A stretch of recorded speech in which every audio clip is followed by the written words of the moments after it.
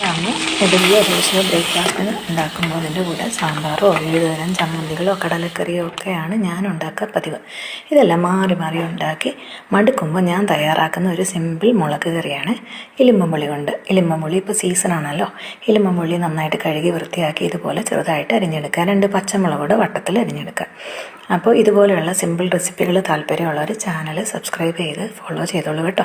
ഒരു പാൻ ചൂടാകുമ്പോൾ വെളിച്ചെണ്ണ ഒഴിച്ചു കൊടുക്കുക. ചൂടാകുമ്പോൾ കടുക്, ഉലുവ, കറിവേപ്പില ചേർത്ത് വഴറ്റുക. അതിലേക്ക് തയ്യാറാക്കി വെച്ചിരിക്കുന്ന കഷ്ണങ്ങൾ ചേർത്ത് നന്നായിട്ട് ഇളക്കി യോജിപ്പിക്കുക. അതിനാവശ്യമുള്ള ഉപ്പ് ചേർത്ത് വഴറ്റുക. അതിലേക്ക് എരിവിനാവശ്യമുള്ള മുളക് പൊടി, കുറച്ച് വെള്ളം കൂടെ ചേർത്ത് കലക്കി ഒഴിക്കുക.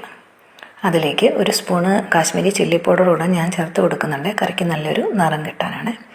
ആവശ്യമുള്ള വെള്ളം കൂടെ ചേർത്ത് നന്നായിട്ട് തിളപ്പിക്കുക. നന്നായിട്ട് തിളച്ച് വരുമ്പോൾ നല്ല അളവിൽ കായപ്പൊടി ചേർത്ത് ഇളക്കുക. ഒന്ന് കുറുകി വരുമ്പോൾ ഒരു വലിയ സ്പൂണ് വെളിച്ചെണ്ണ കൂടെ ചേർത്ത് നന്നായിട്ട് ഇളക്കി വാങ്ങാം. അങ്ങനെ സിമ്പിൾ ഇലിമ്പുള്ളി മുളക് കറി തയ്യാർ. ദോശ ഇഡലിയുടെ കൂടെ മാത്രമല്ല കേട്ടോ, ചോറിൻ്റെയും കഞ്ഞിയുടെയും കൂടെയൊക്കെ ചേർത്ത് കഴിക്കാൻ നല്ല സ്വാദാണ്.